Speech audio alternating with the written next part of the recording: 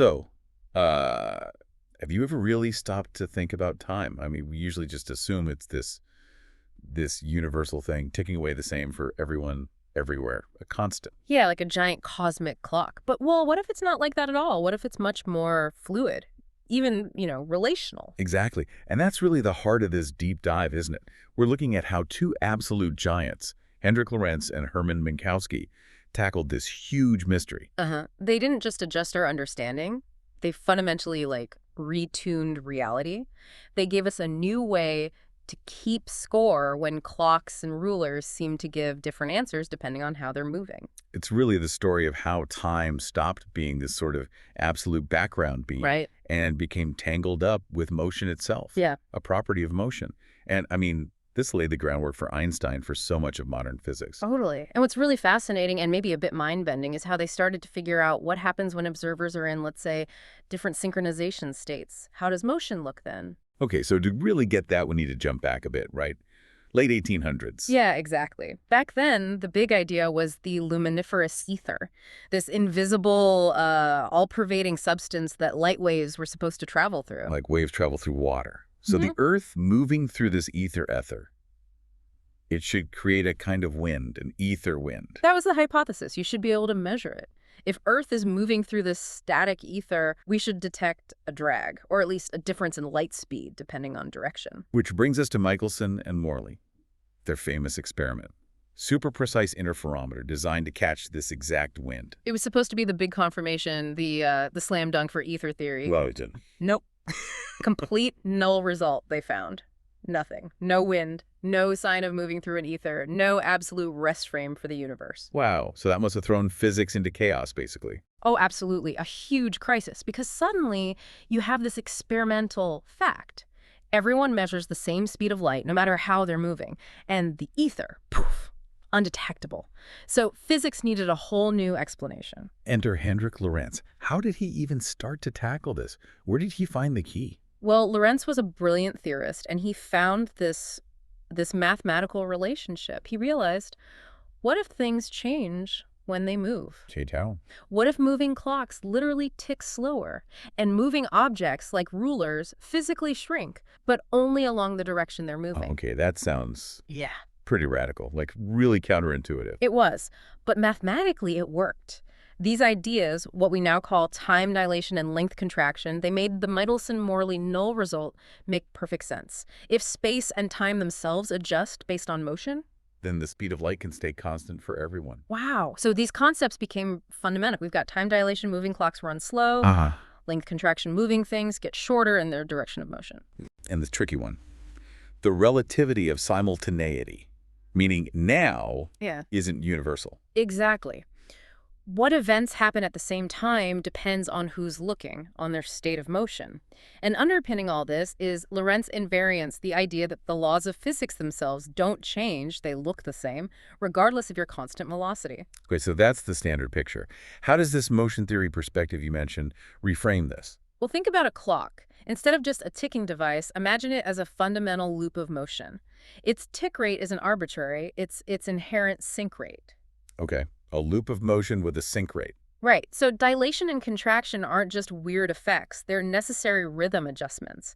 The universe, or this underlying substrate, forces these loops to rephase, to adjust their rhythm when they move relative to each other. To stay consistent. To stay consistent with the universal speed limit for synchronization, the speed of light. It's like the universe enforces a kind of coherence. So simultaneity isn't absolute because our phase alignment, our place in the rhythm, depends on our motion state. Precisely.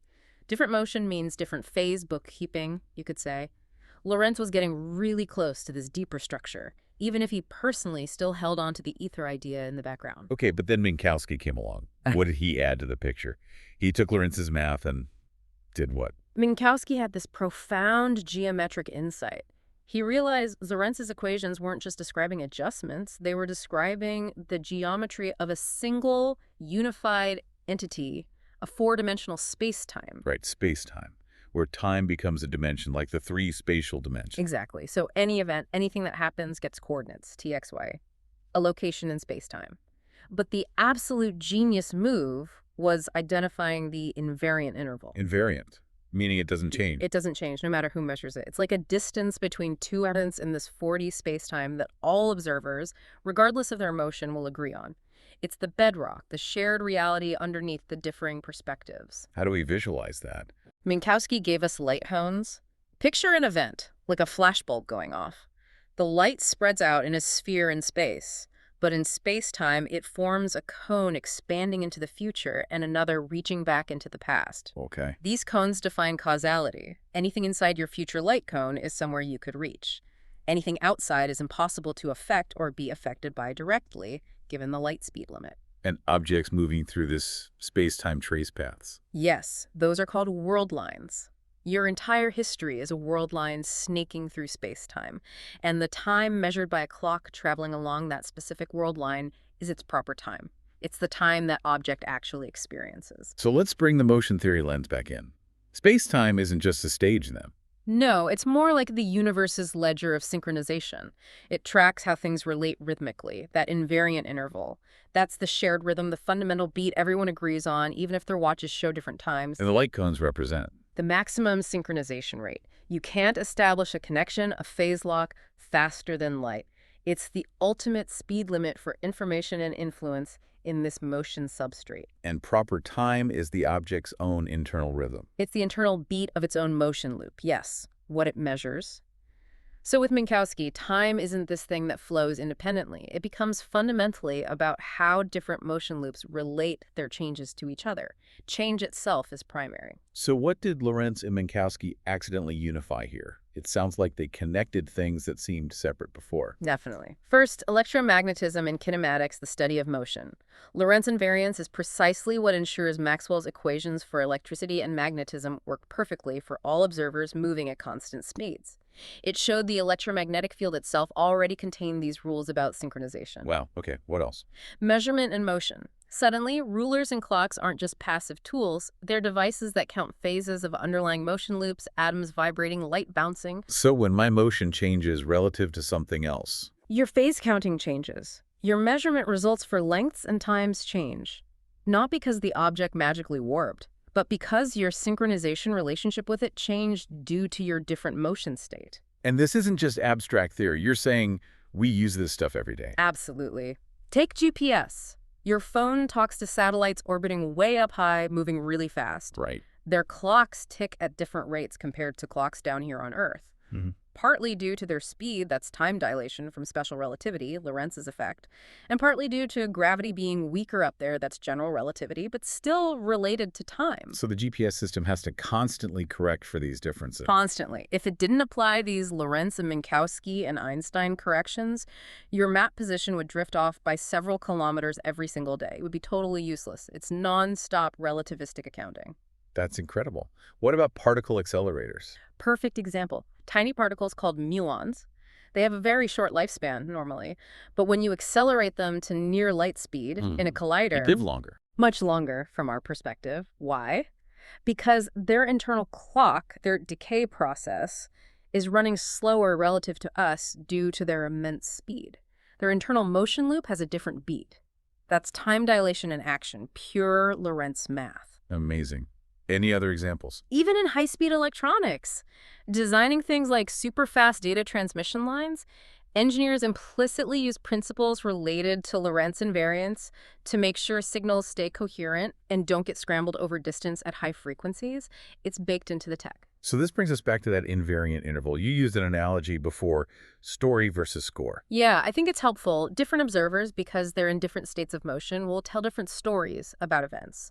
They'll disagree on timings, on lengths, who was early, how long the rulers seem to be, their narration changes. Because their perspective, their sync state is different. Exactly. But beneath all those different stories, there's the score. That's the invariant interval. It's the underlying rhythm, the space-time distance between events that everyone agrees on. You can't fake the score. So the geometry of space-time, in this view, isn't the ultimate cause, but more like the rules of the game. Sort of like the constraint surface, yeah. It's the structure that motion must respect to stay coherent, to stay in tune with the universe's overall rhythm. It dictates the possible patterns of synchronization. Okay, so this naturally leads from how things look different, kinematics, to why things move the way they do, dynamics. How does the motion theory perspective explain that?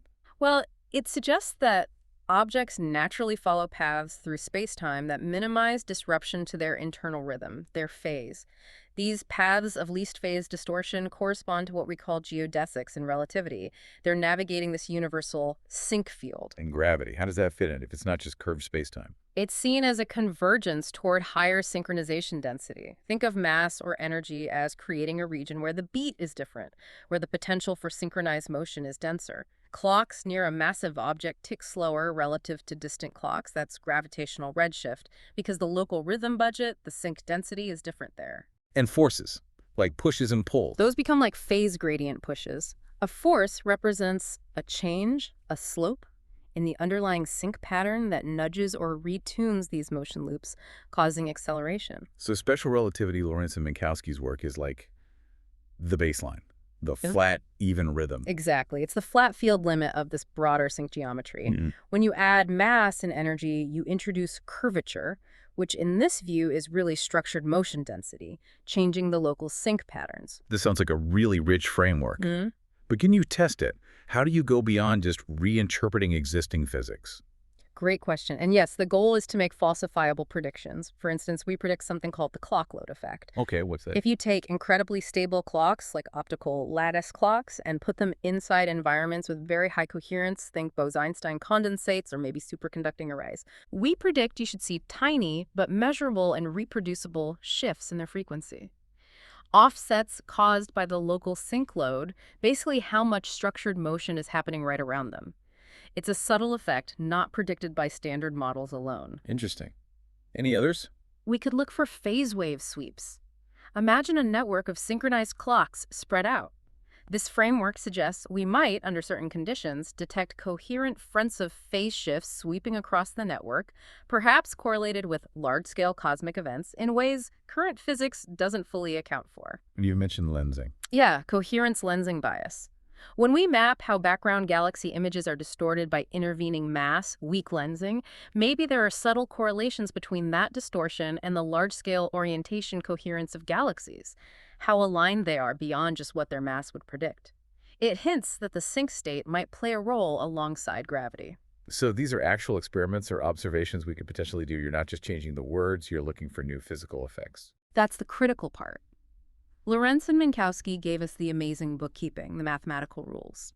These tests are about trying to probe the substrate itself, asking why the rules are the way they are. Okay, let's clear up a few things people often get confused about.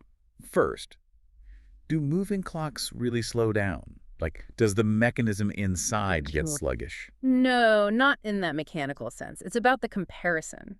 A moving clock's phase count between two specific events will be different from a stationary clock's count between those same two events. Because they are in different motion states, their relationship to the space-time intervals is different. The clock itself, according to its own proper time, ticks perfectly normally. It's the comparison across motion states that reveals the dilation. Got it. And length contractions, it's just like perspective, an optical illusion. Definitely not just perspective. It's about how many fundamental phase intervals of your measuring device fit along the object when you are moving relative to it. If you tried to fit a fast-moving train into a tunnel that just fits it when stationary, length contraction is real enough to determine if it fits or crashes. It affects physical interactions, the decay lengths of particles, things like that. Okay, physical. And the ether. Do we need it anymore? Lorentz thought we did. He did, initially. But no, we don't need a mechanical ether to be dragged through. The motion theory framework replaces it with a motion substrate, not a substance, but a fundamental field that embodies the potential for synchronization and enforces the universal rules, like the constant speed of light and the invariant interval. It's the background rhythm, not a physical medium.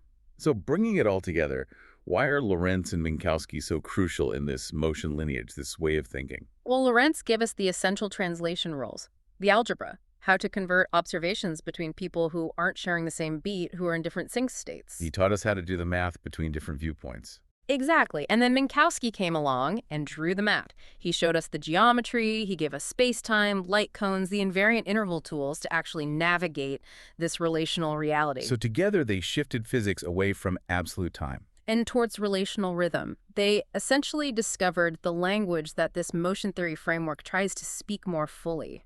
So the final verdict.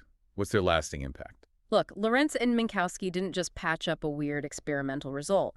They fundamentally retuned reality. They turned clocks and rulers from simple measuring sticks into instruments playing a part in this huge cosmic orchestra where motion is the music and space-time is the evolving score. And this motion theory idea doesn't throw that out. Not at all. It inherits their profound discoveries, it embraces the invariance, the light cones, the geometry, but it adds this layer. Maybe the reason why these rules hold is because the universe is, at its heart, a synchronization fabric.